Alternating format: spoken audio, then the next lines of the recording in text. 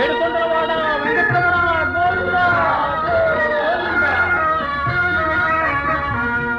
ఏడు కొండల స్వామి ఎక్కడున్నావయ్యా,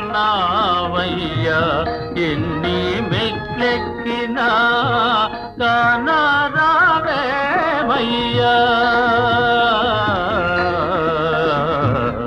ఏడు కొండల స్వామి, ఏడు కొండల స్వామి.